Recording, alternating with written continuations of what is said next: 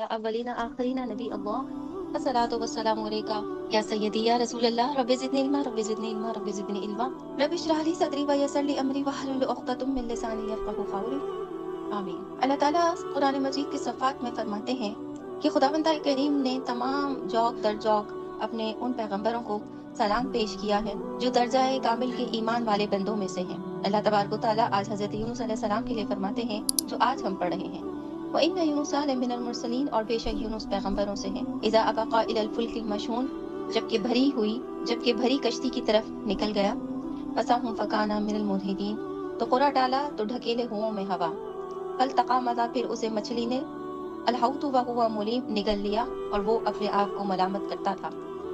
اللہ تبارک و تعالیٰ فرماتے ہیں، اس کی تشریح میں جو ہم سمجھ رہے ہیں، حضرت یونس علیہ السلام نے اپنی قوم سے عذاب کا وعدہ کیا تھا، اس میں تاخیر ہو گئی تو آپ ان سے چھپ کر نکل گئے۔ اب یہ بات سمجھنے کی ہے کہ پیغمبروں کو اپنی جگہ سے اس وقت تک ہلنے کی اجازت نہیں ہوتی جب تک کہ اللہ تبارک و تعالیٰ کا حکم نہ آ جائے۔ میرے آقا صلی اللہ علیہ وآلہ وسلم جب مدینہ شریف کی طرف ہجرت فرما رہے تھے تو ہجرت فرمانے سے پہلے آپ نے تمام مومن بندوں کو فرمایا کہ آپ سب ہجرت کر جائیں مدینہ شریف کی طرف، مگر آپ آخر تک بیٹھ کر انتظار کرتے رہے۔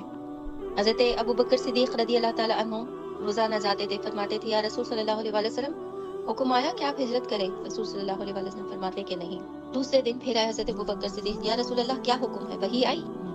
فرمانے لگے نہیں، میرے آقا نے فرمایا نہیں۔ تیسرے دن پھر آئے حضرت ابو بکر صدیق رضی اللہ تعالیٰ عنہ، یا رسول صلی اللہ علیہ وآلہ وسلم، ابو وحی آئی؟ آپ صلی اللہ علیہ وآلہ وسلم نے فرمایا نہیں، ابو بکر صدیق رضی اللہ تعالیٰ عنہ، ابھی تک پیغام نہیں آیا کہ میں یہاں سے ہجرت کروں۔ چوتھے روز، ابھی دوپہر کا وقت تھا، قیلولہ کا وقت تھا عرب کے لوگوں کا، آپ نے، میرے آقا صلی اللہ علیہ وآلہ وسلم نے چہرہ مبارک پہ کپڑا ڈالا اور حضرت ابو بکر صدیق رضی اللہ تعالیٰ عنہ کے گھر پر گئے، دستخط دی، دستک دے کر فرمانے لگے کہ ابو بکر صدیق رضی اللہ تعالیٰ عنہ، وحی آ گئی، اب ہم یہاں سے ہجرت فرما سکتے ہیں۔ یہ قصہ میں نے آپ کو اس لیے بیان کیا تاکہ آپ یونس علیہ السلام کی اصل مچھلی میں جانے کی وجہ کو سمجھ سکیں۔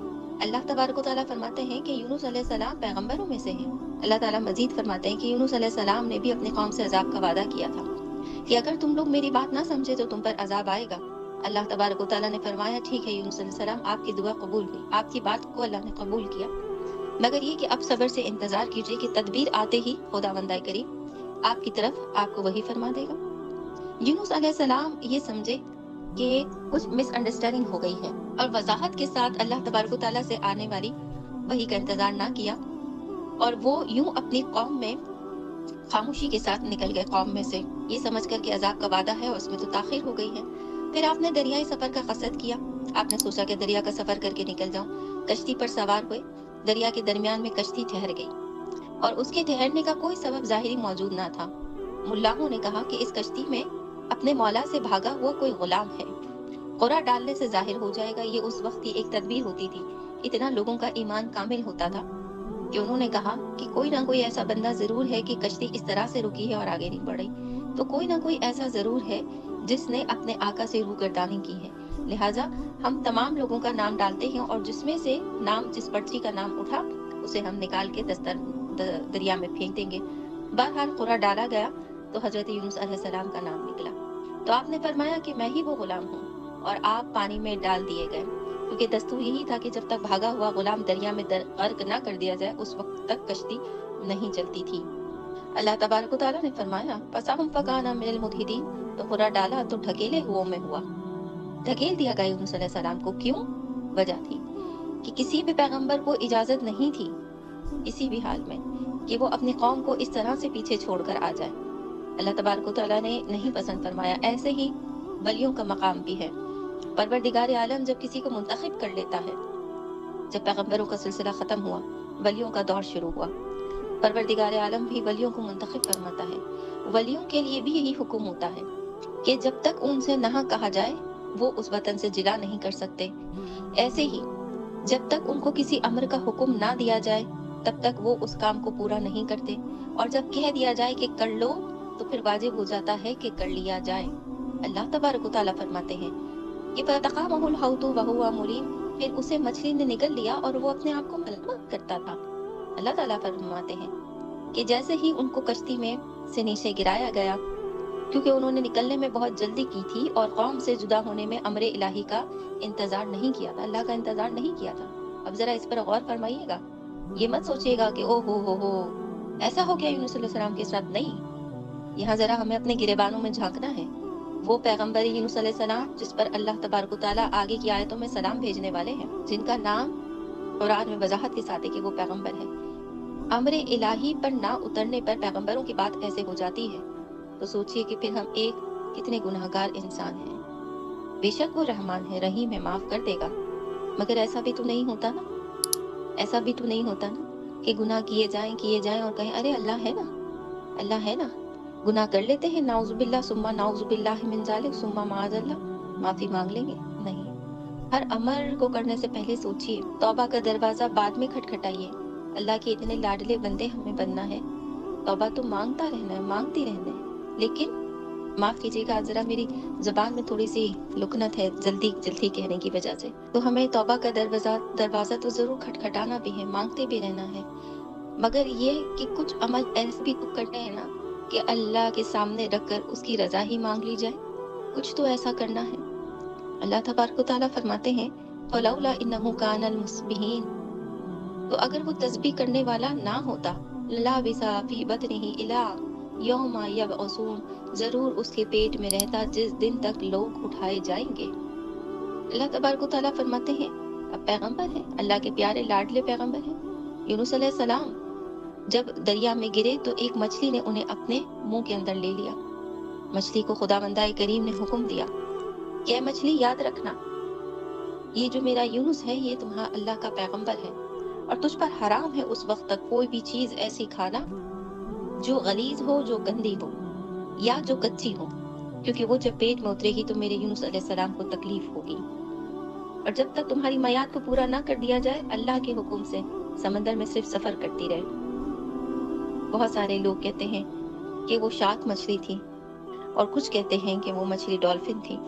خداوند کریم اس راز سے بے نیاز ہے اور ہمارا علم بہت چھوٹا ہے۔ بہرحال اللہ تبارک و تعالیٰ فرماتے ہیں کہ امر الہی سے جب مچھلی کے منہ میں چلے گئے یونس علیہ السلام، تو آپ نے وہاں پر کثرت کے ساتھ آیت کریمہ پڑھنا شروع کیا، لا الہ الا انت سبحانک انی کنت من الظالمین، تسبیح کرتے رہتے تھے۔ اللہ تعالیٰ کو یہ تسبیح کرنا ان کا بہت پسند آیا۔ اللہ تعالیٰ قرآن مجید میں فرماتے ہیں کہ میرے پیغمبر یونس علیہ السلام کو فوراً احساس ہو گیا کہ یہ میں کیا کر کے آ گیا، ملاحوں نے اٹھا کر پھینک دیا۔ اللہ تعالیٰ فرماتے ہیں کہ اگر وہ تسبیح کرنے والا نہ ہوتا تو میں اسے اس مشکل سے کبھی نہ نکالتا، یہاں تک کہ قیامت آ جاتی، یوم یبعثون، لوگ اٹھائے جائیں گے، اللہ فرماتے قیامت تک میں اسے مچھلی کے پیٹ میں ہی رکھتا۔ لیکن یہ کہ کیا ہوا، فَنَبَذْنَاهُ بِالْأَرَاءِ وَهُوَ سَقِيمٌ، پھر ہم نے اسے امیدان پر ڈال دیا، پھر ہم نے اسے میدان پر ڈال دیا اور وہ بیمار تھا۔ اللہ تعالیٰ فرماتے ہیں کہ مچھلی کے پیٹ سے اللہ تعالیٰ نے پھر اسے نکالا، اسی روز یا 3 روز یا 7 روز یا 40 روز کے بعد، یہ ایام ہیں، کہیں فرمایا گیا ہے 3 روز، کہیں فرمایا گیا ہے 7 روز، اور کہیں فرمایا گیا ہے کہ 40 روز۔ میری جو ایک رائے نکلی ہے اپنی ناقص عقل کو سمجھنے کے بعد، یہ میری اپنی ایک رائے ہے کہ وہ یقیناً 40 دن ہوں گے، یقیناً۔ بہرحال اللہ تبارک و تعالیٰ فرماتے ہیں کہ یعنی جب مچھلی کے پیٹ میں وہ رہے تو پھر اللہ تبارک و تعالیٰ نے مچھلی کو حکم دیا، پہلے حکم دیا تھا کہ یونس علیہ السلام کو سمندر کی گہرائیوں میں لے کر جانا، وہیں پر رہنا۔ حضرت یونس علیہ السلام وہاں پر اللہ کا ذکر کرنا شروع ہو گئے۔ اب اللہ تبارک و تعالیٰ کو رحم آیا، مولا کریم نے فرمایا میرے یونس کے جسم کو ذرا سی بھی خراش نہ آئے، یاد رکھنا، اور یہ کہ اب میں تجھے حکم دیتا ہوں کہ اب تو اسے نکال اپنے منہ کے اندر سے اور لے کر آؤ اسے صحرا کی طرف۔ یونس علیہ السلام مچھلی کے پیٹ کے اندر تھے، مچھلی نے چلنا شروع کیا اور پھر ایک میدان پہ آ کر یعنی کہ ساحل پر آ کر آپ نے منہ کھولا اور یونس علیہ السلام کو ایسے نکالا کہ جیسے کوئی چھوٹا بچہ اپنے منہ سے اس نے نکالا ہو۔ اس کی وجہ یہ تھی کہ اللہ تبارک و تعالیٰ فرماتے ہیں وَأَنبَتْنَا عَلَيْهِ شَجَرَةً مِّن يَقْطِينٍ، اور پھر ہم نے اس پر کدو کا پیڑ اگایا، وَأَرْسَلْنَاهُ إِلَىٰ مِائَاتٍ أَلْفٍ، اور ہم نے اسے 1,00,000 آدمیوں کی طرف بھیجا۔ اب اللہ رب العزت فرماتے ہیں کہ یونس علیہ السلام کو مچھلی لے کر جب آئی اپنے پیٹ سے اس نے نکالا تو وہ ایک صحرا تھا۔ یونس علیہ السلام مچھلی کے پیٹ میں رہنے کے باعث بہت زیادہ ضعیف اور نحیف ہو گئے تھے اور بہت ہی نازک ہو گئے تھے۔ जैसा बच्चा पैदाइश के वक्त होता है, जिस्म की खाल इतनी ही नरम हो गई थी और बदन पर कोई बाल बाकी ना रहा था। इस कदर ज़ईफ हो गए थे आप मछली के पेट के अंदर कि जिंदा थे, लेकिन ये कि समझ नहीं आ रहा था कि कैसे जिंदा है। बस उसमें सिर्फ अल्लाह का जिक्र कर रहे थे। सोचिए कैसी आजमाइश होगी, कैसी आजमाइश होगी। अल्लाह ताला फरमाते हैं, ऐसी खाल नरम हो गई थी जैसे बच्चा जब पैदा होता है तो होती है, और जिस्म पर कोई बाल बाकी नहीं रहा था। फिर अल्लाह ताला फरमाता है, अल्लाह रब्बुल इज्जत फरमाता है कि जब यूनुस अलैहिस्सलाम को खुदा बंदाए करीम ने जिस तरफ निकाला, जिस सहरा की तरफ निकाला, वहाँ आगे मैदान था। ये वो आयत करीमा का इशारा है जिसके लिए मैंने आपसे फरमाया कि वो मछली डॉल्फिन थी, क्योंकि डॉल्फिन एक वो मछली है जो चल भी सकती है, यानी कि सहरा पे, यानी कि मैदान पे चल भी सकती है, सहरा तो नहीं कहेंगे, किनारे पे चल भी लेती है और वापस चली भी जाती है, किसके अंदर, पानी के अंदर। ये मेरा अपना एक मानना है। हालांकि लोग कहते हैं कि ये शार्क है, कुछ लोगों का ख्याल था डॉल्फिन है, लेकिन मेरा ये मानना है, समझना है कि अगर वो शार्क होती तो वो सहरा तक कभी भी नहीं आ सकती थी, लेकिन हाँ, अगर अल्लाह चाहे तो क्यों नहीं आ सकती थी, आ भी सकती थी।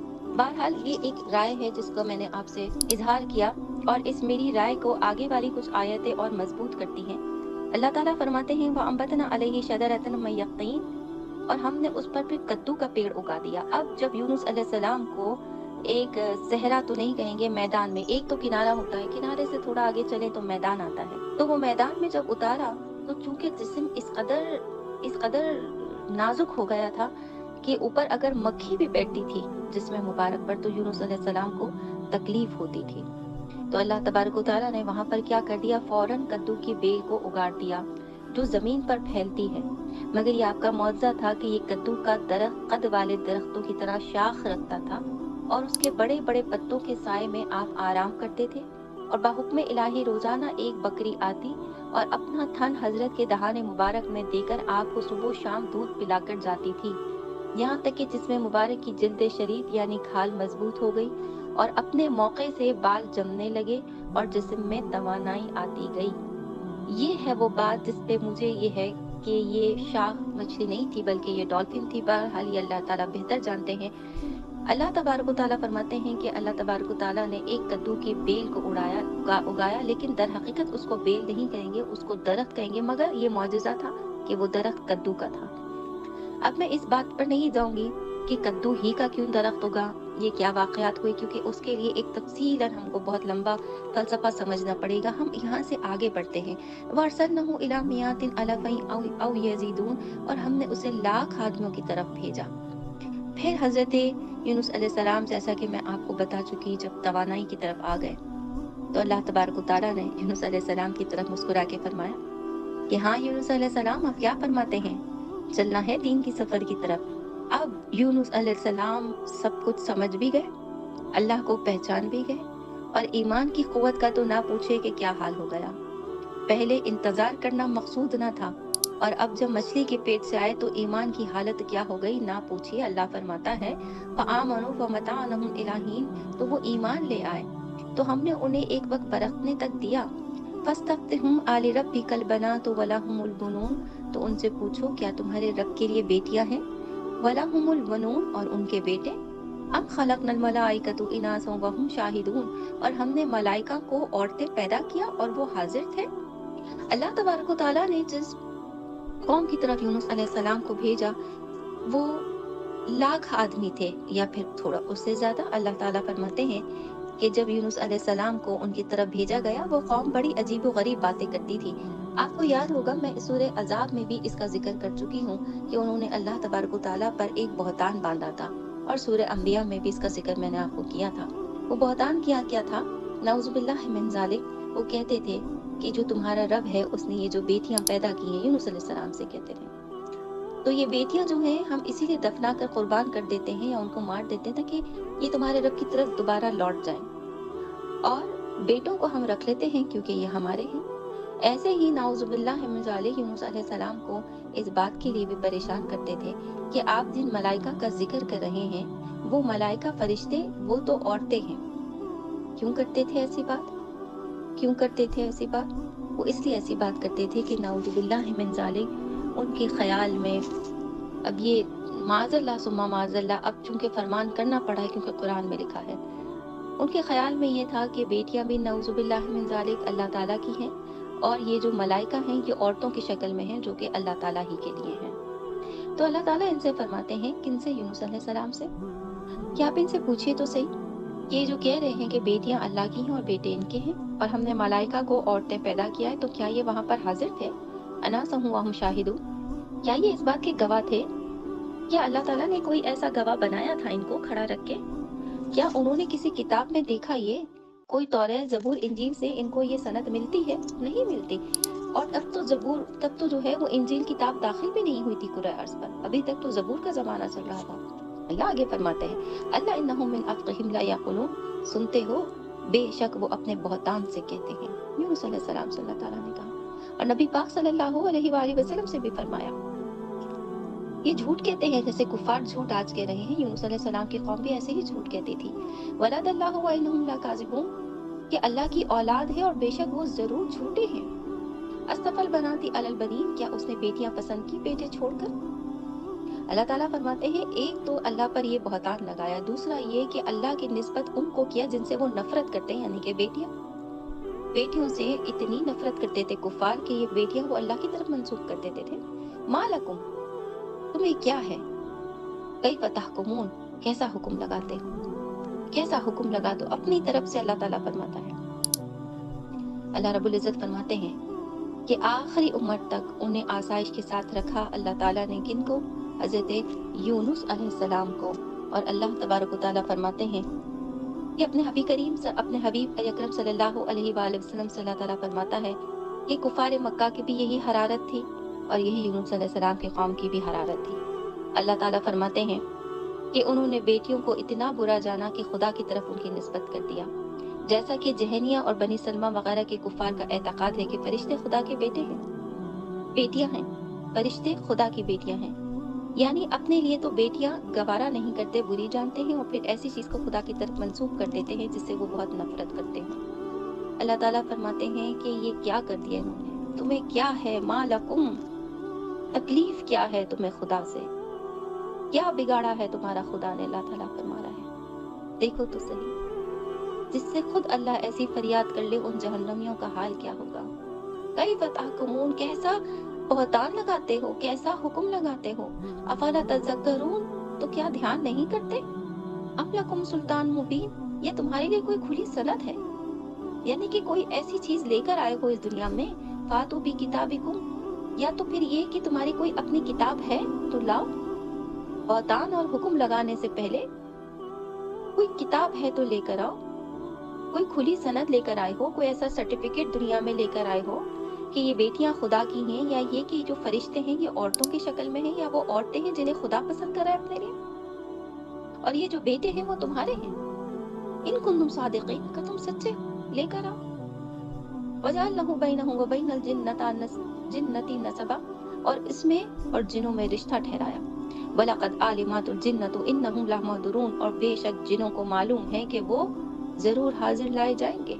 अब एक और चीज रह गई, अल्लाह ताला फरमाते हैं जिन, तो उन्होंने इसमें भी कोई कमी ना रखी। अल्लाह तबारक व तआला फरमाते हैं कि इन्होंने ऐसी बेहुदा बातें जिन्नातों के लिए की, नाउज़ु बिल्लाहि मिन ज़ालिक, कि एक नया रिश्ता जोड़ दिया। पहले मलाइका का रिश्ता खुदा से जोड़ा, फिर जिन्नातों का रिश्ता खुदा से जोड़ा, और वजह क्या बताई कि दोनों ही नहीं दिखते, ना मलाइका दिखते हैं ना जिन्नात, लिहाजा ये जिन्नात भी तुम्हारे खुदा के हैं, नाउज़ु बिल्लाहि मिन ज़ालिक सुम्मा माअज़ल्लाह, और ये कि ये जो मलाइका हैं औरतों की शक्ल में, वो भी तुम्हारे रब के लिए हैं। अल्लाह ताला फरमाता है, वलक़द आलिमातुल जिन्नति इन्नहुम लमहदुरून, और बेशक जिनों को मालूम है कि वो जरूर हाजिर ला जाएंगे। अल्लाह तबारक व तआला फरमाते हैं, कौम तुम्हें क्या हो गया है? बहतान पे बहतान लगाए जा रहे हो, अपनी तरफ से खुली बातें ऐसी किए जा रहे हो, और फिर कुछ रह गया था तो बेहुदा बातें और ये बेहुदा निस्बत जिन्नातों से भी जोड़ दी। तो अल्लाह ताला फरमाते हैं कि जिन्नातों से तुम रिश्ता जोड़ रहे हो अल्लाह ताला का बेहुदा बातों के साथ, तो बेशक उन जिनों को मालूम है कि वो क़यामत के दिन जरूर अल्लाह ताला की बारगाह में हाजिर होंगे। सुभान अल्लाह अमा यासिफून, बाकी है अल्लाह को इन बातों से कि ये बताते हैं, इल्ला इबादिल्लाहिल मुखलिसीन, मगर अल्लाह के चुने हुए बंदे। अल्लाह ताला फरमाते हैं उस दिन क़यामत को ये जिन्नात खुद इस बात की गवाही देंगे ये अल्लाह तबारक व तआला का तो पाकी है इन तमाम बातों से। मेरे अल्लाह को औरत से कोई रिश्ता रखने की ज़रूरत नहीं है। अल्लाह पाक है, बेनियाज़ है। ना उसे नींद आती है, ना ऊँघ, ना वो खाता है, ना वो पीता है, ना वो सोता है। वनहनु अक़रबु अलैहि मिन हब्लिल वरीद, मेरी शय रग से भी ज़्यादा करीब है और वो मुबय्यना है तमाम तर ऐबों से। और तुम्हें ये जिन्नात बता देंगे, इंतज़ार करो।